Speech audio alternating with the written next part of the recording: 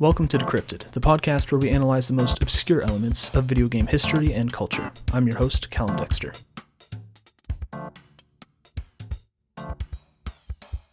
Video games have become synonymous with technological development at this point. As years progress, games are expected to look better, perform better, and feel better to play, all with a greater emphasis on graphical improvements. But is that all innovation really boils down to? And what road bumps did we hit along the way? In today's episode, we're going to be discussing the video game Crysis and the long-lasting impact it left on the video game scene with respect to innovation and game design, optimization and the video game standard, and what truly pushes the envelope.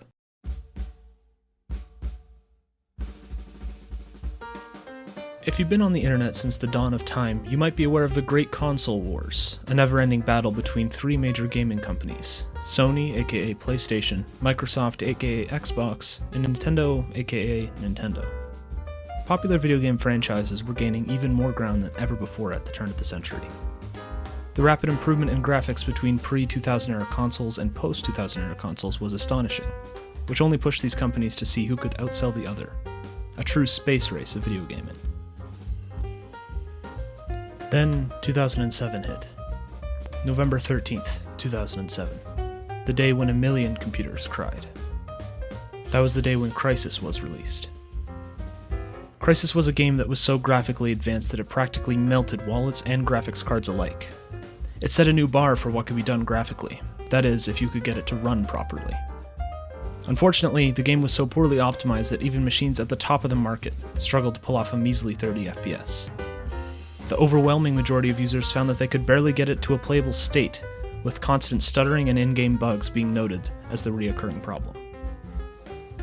On the flip side, console-exclusive titles didn't really struggle with this issue to the scale that PC titles did. This was due to the games being optimized exclusively for each individual manufacturer. In other words, if you had the console and the game, it was more or less guaranteed to run properly and efficiently, unless something out of the ordinary occurred. But Crysis was a whole other beast, and anything but ordinary. Since every PC is different, the game needs to be optimized to run correctly on many different arrangements of hardware. Therein lies the biggest problem with Crysis: optimization. In order for any game to run properly across a spectrum of devices, it needs to be conditioned as much as possible to ensure that it will run smoothly and efficiently. From the cheapest of the cheap to a water-cooled beast of a computer, the goal is getting the game to run, within reason of course. You aren't going to get Call of Duty to run on a toaster, but you might get it to run on a $200 laptop from 7 years ago, if the developers optimized it for your machine's hardware well enough.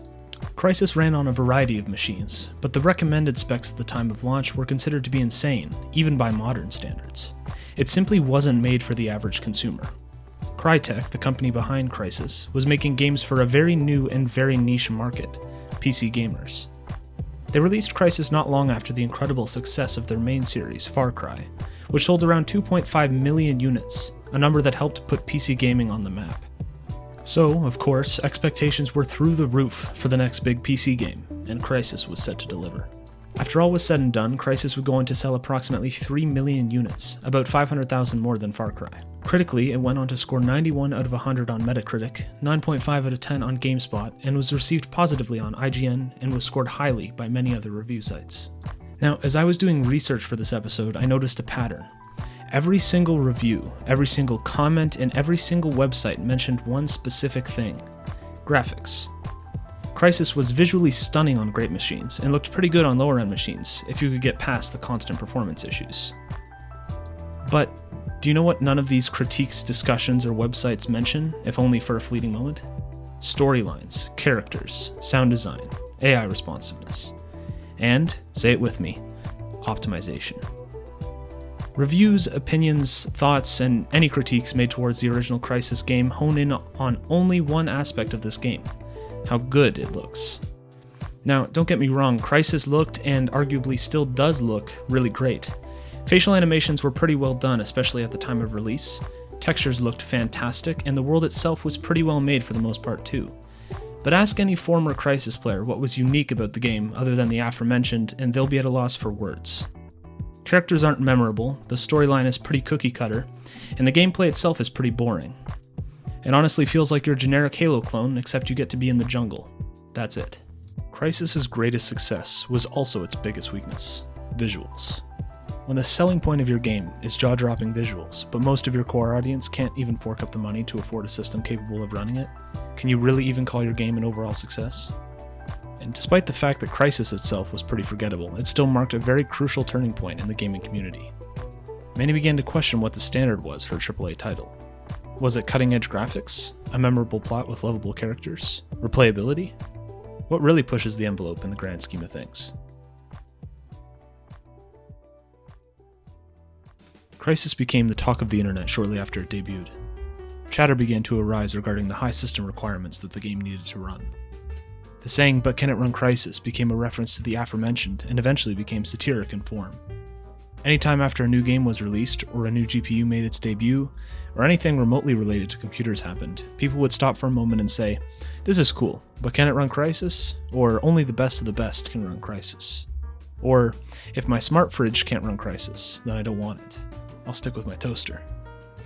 The sentiment only grew in popularity as games progressed further visually.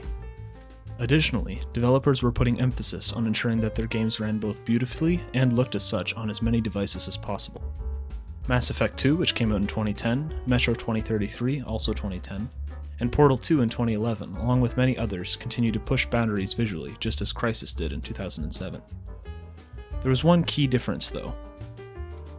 These games weren't just solely focused on the visual aspect of video games like Crysis was. Incredible world building, memorable characters, and more detailed plots took center stage. With consoles beginning to catch up graphically by the turn of the decade, PC gaming needed to become known for more than just graphical performance with its exclusive titles, something that had become a trend following the incredible success of Crysis. Some will say that Crysis was very much a product of its time. It was released when PCs were becoming leaders in the market due to their potential for exceeding the graphical limitations set by their console-based contemporaries.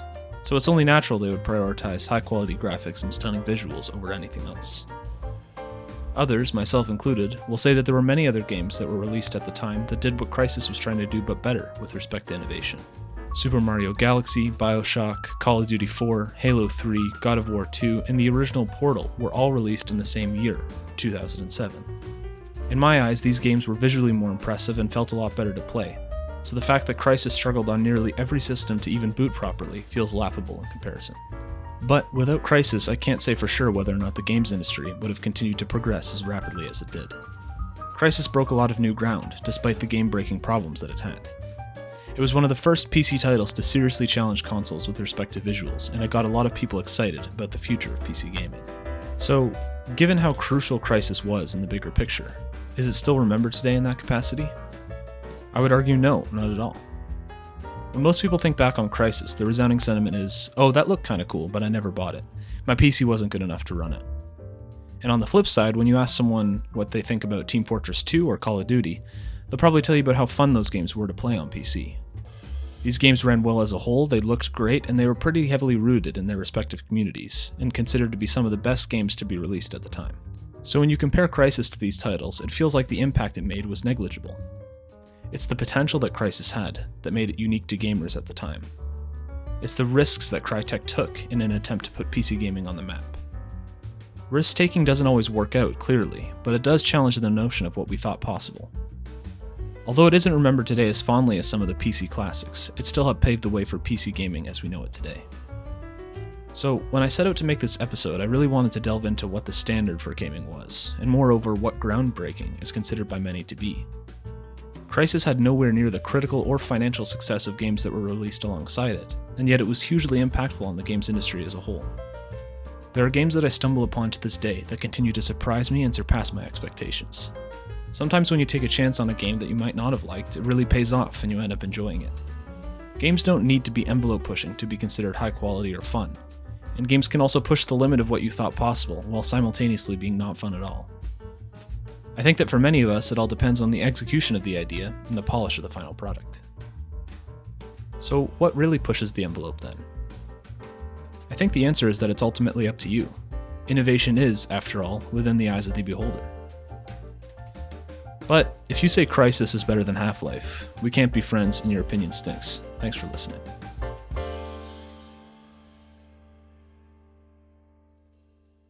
Hey everyone, I just wanted to say thank you so much for checking out this episode.